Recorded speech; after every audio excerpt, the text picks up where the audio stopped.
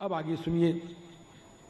श्री राम जी, सुखदेव जी महाराज कहते हैं कि श्री नारद जी महाराज मथुरा, श्री राम द्वारिका में बराबर आते रहते थे। बराबर आवे हो, बराबर हम चले जाए फिर चले आओ, चले जाए फिर चले आओ। गोविंद भुज गुप्तायाम द्वारवत्याम कुरुद्वह अवात्सी नारद अभीक्षणम। ये बार बार क्यों आते हैं? क्यों आते हैं? क्या बढ़िया बात है। ये क्यों आते हैं? कि कृष्णोपासन लालसा, ये कृष्ण की उपासना के लालसा से बराबर आते रहते हैं। ऐसा ही अर्थ है, ऐसा ही अर्थ है। कृष्णोपासन लालसा, मेरी भ्रमित बुद्धि में एक दूसरा अर्थ आता है कि कृष्णोपासन लालसा, उप मने समीप, आसन मने बैठना। कृष्णोपासन लालसा, भगवान कृष्ण के पास बैठे और उनको निहारें, उनकी चितवन देखें, उनका मधुर ओष्ठ देखें, उनका विशाल भाल देखें, उनकी हंसी देखें, इसलिए बराबर आते जाते रहते हैं। और ये दुनिया में कहीं मिलेगा नहीं। उपासना तो कहीं बैठ के कर लोगे। कृष्णोपासन लालसा। नारद जी से वसुदेव जी ने पूछा कि हे भगवान, आपकी यात्रा तो प्राणी मात्र के मंगल के लिए होती है। भगवान भवतो यात्रा स्वस्थये सर्वदेही नाम। हम आपसे भागवत धर्म पूछना चाहते हैं। नारद जी ने सुना और नारद जी ने कहा कि आपने तो हमको प्रश्न से ही हमको भगवान की याद दिला दी। आहा, यही प्रश्न है। प्रश्न किसको कहते हैं कि प्रश्न पूछो तो भगवान याद आ जाए। कुछ लोग तो प्रश्न करते हैं महाराज जी, ऐसा प्रश्न करते हैं राम जी कि क्रोध आ जाता है। क्रोध आ जाता है, वो भगवान को छोड़ो, क्रोध आ जाता है। प्रश्न हम तो कहा करते हैं कि कथावाचक से अधिक महत्वपूर्ण श्रोता है, वक्ता से अधिक महत्वपूर्ण पृच्छक है। पूछने वाला। अगर सामने हमारे अभी ये कोई बंद करने वाला, आंख बंद करने वाला बैठ जाए, एक आध है आज, एक आध की आंखें बंद हो रही हैं, बेचारे ऐसे थे मुल मुल खोल रहे हैं, एक आध है आज काजी नहीं कहां से। तो महाराज जी, तो हम जान जाते हैं महाराज जी, हम तो आंख खोले हुए, तुम किसी जान गए? अरे हम पुराने हैं बहुत, बहुत पुराने हैं, बहुत पुराने हैं महाराज जी। हाँ, तो सब जान जाते हैं। इधर कोई बात करेगा तो भी हम जान जाएंगे, इधर आपस में कुन करेंगे ना, बगैर बोले तो भी हम जान जाएंगे कुन कर रहे हैं। हाँ, बहुत पुराने हैं हम। बोला तो राम जी, सो जा, कल से गद्दा और तकिया रख देना यहाँ पर। भला जिसको नींद आवे सो ले ठाट के साथ। सियारा नहीं। श्री राम जी, हाँ, तो क्या कह रहा था? तो एक प्रश्न, आप अभी एक श्रोता ऐसे होते हैं महाराज कि कथा बिसरी, भूली कथा याद आ जाती है, और एक श्रोता ऐसे होते हैं कि याद हुई कथा भी भूल जाती है। क्यों महाराज, आप कथावाचक को बताओ, ये मेरा ही अनुभव है कि आप लोगों का भी है? आपका है? एक श्रोता तो ऐसे होते हैं कि भूली कथा आ जाती है, और एक ऐसे होते हैं कि याद आई भी भूल जाती है। समझे? तो श्री नारद जी ने कहा कि स्मारितो भगवान अद्य देवो नारायणो मम। अब आपको हम एक इतिहास सुनाएंगे। कहे महाराज जरूर सुनाइए। कहे महाराज जी, ऋषभ जी के 100 पुत्र हुए। ऋषभ हमने आपको सुना दिया है पंचम स्कंद में। ऋषभ जी के 100 पुत्र हुए, उनमें एक तो भरत जी राजा हुए जिनके नाम से भारतवर्ष है, और 81 कुछ और कुछ अब नहीं बताऊंगा, खाली 9 बताऊंगा। 9 जो है योगी हो। उस दिन भी बताया था मैंने, हमको याद आ गया, उस दिन भी मैंने बताया था। और 9 जो हैं अध्यात्म विद्या के पंडित हो गए, आत्म विद्या विशारदा। उनके नाम हैं कवि, हरि, अंतरिक्ष प्रबुद्ध, पिप्पलायन, आविर्होत्र, द्रुमिल, चमस, कर भाजन। ये उनके 9 नाम हैं। अब एक बार महाराज निमि के यज्ञ में यज्ञ देखने के लिए वो सब गए महाराज। और महाराज वो 9 जो थे, अरे ऐसे असाधारण थे महाराज, जैसे सूर्य आवे कोई, ऐसे आ रहे थे महाराज। तान दृष्ट्वा सूर्य संकासान महाभागवतान। महाभागवत थे, सूर्य की तरह तेजस्वी थे, और उनको जब देखा नौ को, अब तो राजा उठ गए अपने आसन से, अब आसन से उठ करके हाँ कहे पहले एक बात बताइए महाराज। हम कहा मेरे मन में प्रश्न है, हाँ, कहीं चले जाए तो कहे महाराज एक बात पूछनी है आपसे। रास्ता में मिल गए, कहीं एक बात पूछनी है आपसे, आती हुई बात भी भूल जाएगी। अभी बढ़िया बुलाया, कैसे बुलाया देखो, कैसे पूछना चाहिए। कि प्रीता, बड़े देख करके बड़े प्रसन्न हुए। अब संपूजयांस चक्रे, बढ़िया पूजन किया। पूजन में क्या आता है, बढ़िया स्नान कराया, वस्त्र पहनाया, और महाराज जी उसके बाद और सब किया तो किया होगा, बढ़िया चकाचक। क्या नहीं? अच्छा एक बात बताओ, हम आपको बुलावें, निमंत्रण दें, और आपको बढ़िया स्नान भी करावें, वस्त्र भी पहनावें, और चंदन भी लगावें, धूप बत्ती भी दिखावें, और आरती दिखावें, सब कुछ करें ना। अच्छा महाराज अब पधारो, क्या होगा? है बदमाश कहीं का, कुछ खिलाया पिलाया तो ये नहीं। अरे तुम कुछ मत करो, आरती फारती मत करो, हमको तो खाली ला के सामने रख दो, हम चकाचक जीव तो ले कम से कम। क्यों? आरती तो दिखाओ, आरती तो ऐसा दिखाते हैं कि हमको दाढ़ी बचानी पड़ती है। हम कभी कभी सोचते हैं कि बनवा डाले क्या, आरती दिखा रहे हो, दाढ़ी में आग न लग जाए कहीं महाराज। अब पाने के लिए कुछ नहीं, अरे ऐसा देव कि दाढ़ी भीज जाए महाराज, और क्या। अभी आप लोग क्या जाने महाराज जी, ये तो दाढ़ी वाले जानेंगे।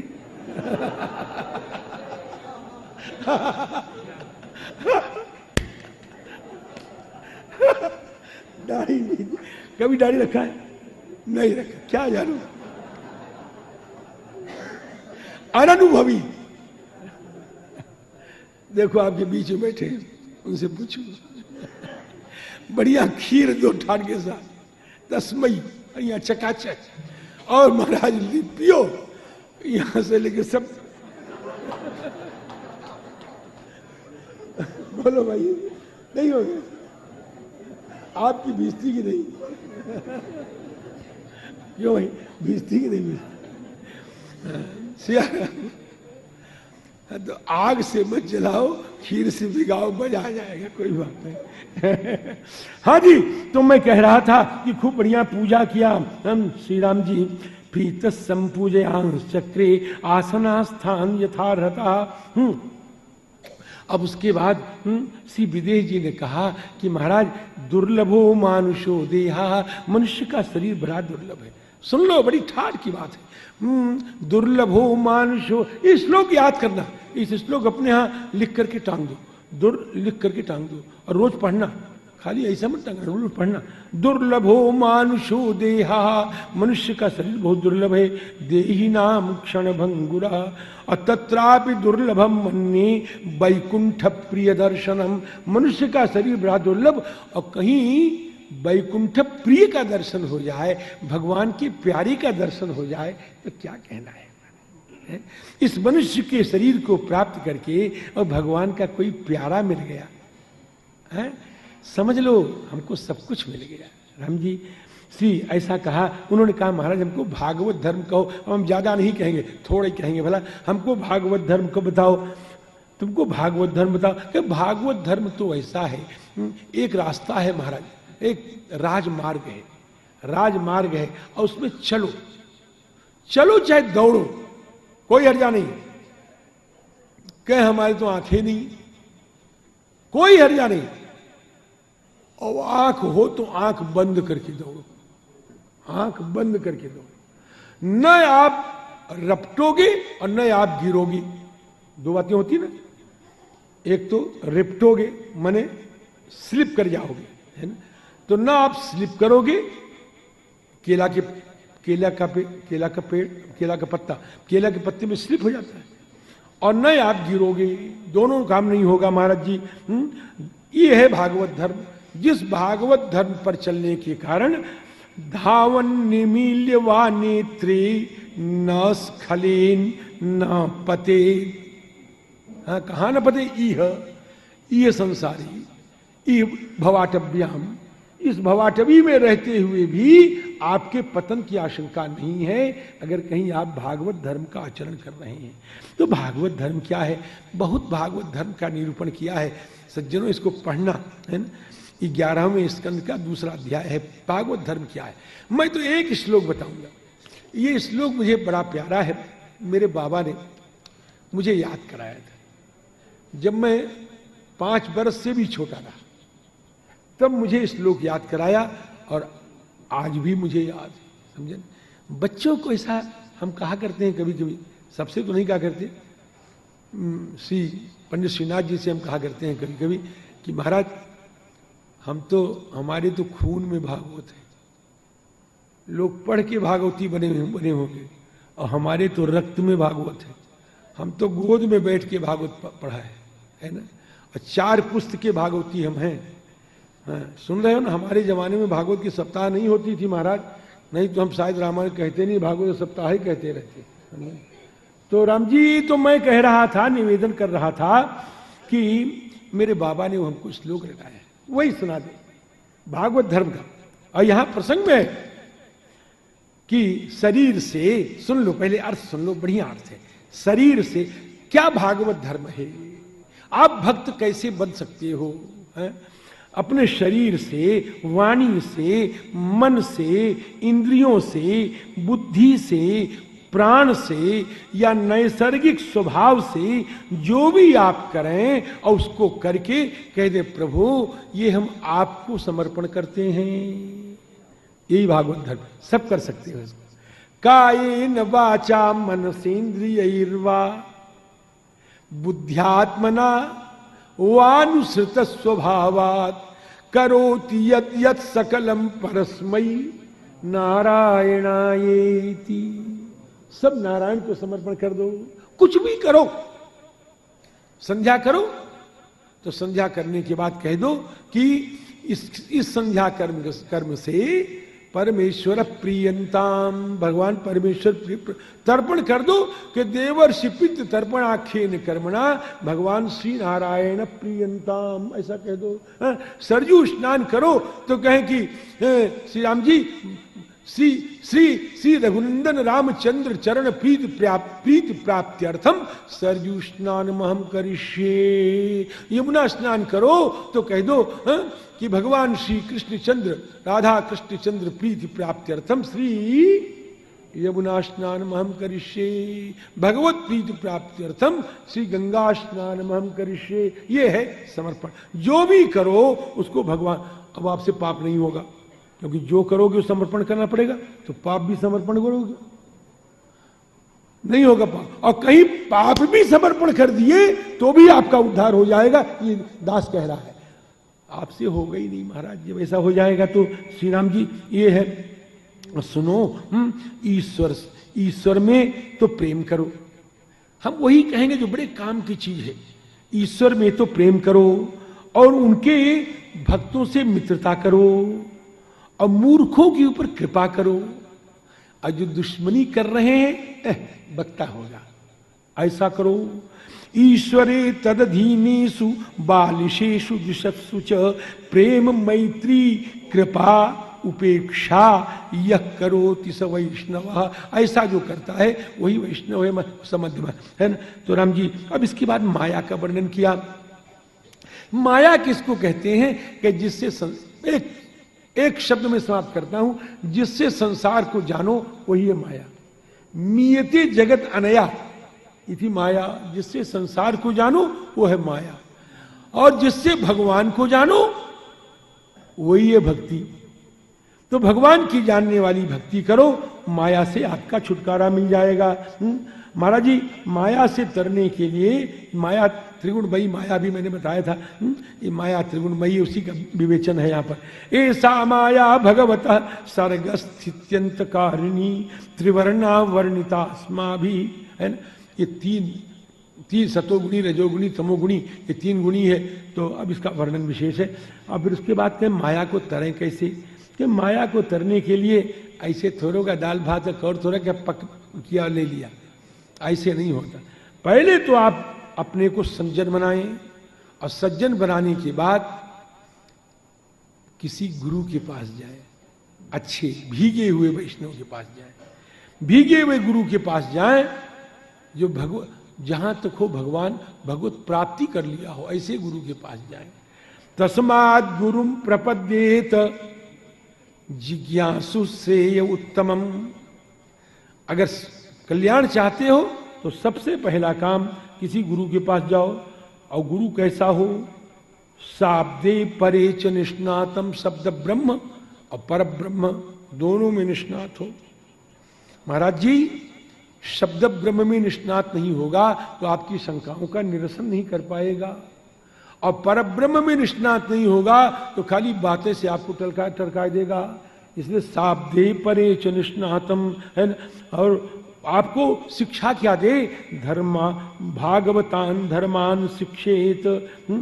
राम जी ऐसा करो, और उसके बाद सब करके नारायण परः, भगवान के भक्त बन जाओ। नारायण परः का मतलब है कि नारायण ही मेरे सब कुछ हैं, भगवान ही मेरे सब कुछ हैं, इस प्रकार का भावना लेकर के मायाम अंजह तरति दुस्तराम, दुस्तराम मायाम अंजह तरति, बड़े आसानी से पार कर जाता है। क्या महाराज कर्म क्या है? कि कर्म अकर्म विकर्म तीन प्रकार के होते हैं, एक है कर्म, एक है अकर्म और एक है विकर्म। कर्म किसको कहते हैं? कि शास्त्र जिसको कहता है करो वो तो हो गया कर्म। जैसे पिता माता की आज्ञा पालन करो, सवेरे उठो, सवेरे उठना चाहिए महाराज, सवेरे जरूर उठना चाहिए। जो सोने के बाद, जो उगते हुए सूर्य का दर्शन नहीं करता वो अच्छा नहीं करता है। सूर्य प्रत्यक्ष देवता है, और उदीयमान सूर्य का जो दर्शन नहीं करता वो अच्छा नहीं करता, उसको करना चाहिए। तो सूर्य का दर्शन करो, जल्दी उठो, ये है कर्म है। और कह बेटा जरा बाप को गाली बक दो, ये हुआ अकर्म है। और उगते हुए सूर्य के दर्शन, सूखते हुए सूर्य का दर्शन करने के बगैर 8 बजे तक दान दुपट्टा मार खर्राटा, ये हो गया विकर्म। ये कर्म अकर्म विकर्म इनकी गति समझाया, इनकी गति समझना चाहिए।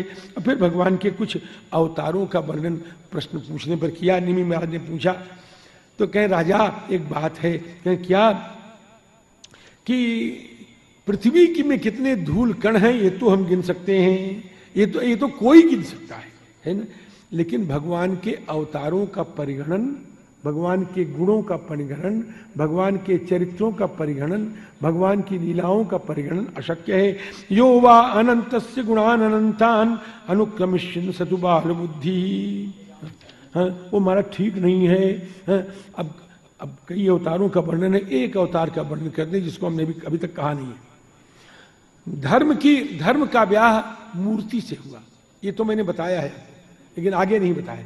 धर्म का विवाह मूर्ति से हुआ, और मूर्ति से भगवान नारायण ने अवतार लिया है ना। अब नारायण तपस्या करने लग गए महाराज जी, और उनकी तपस्या से इंद्र जो है शंकित हो गया कि कहीं मेरा इंद्रासन तो नहीं लेना चाहते। इंद्रो विशंक्य मम धाम जिघृक्षति। तब उसने कामदेव को बुलाया और सबको भेज दिया, जाओ इनकी तपस्या भंग करो। अब कामदेव आया, अप्सराएं आई, और महाराज जी बसंत आया, और बड़े सब आए, और अपना सब क्रियाकलाप सब दिखाया, और सब हार गए। हार करके जाके चरणों में नारायण महाराज की, नारायण ऋषि के चरणों में गिर पड़े। तो नारायण क्या कहते हैं?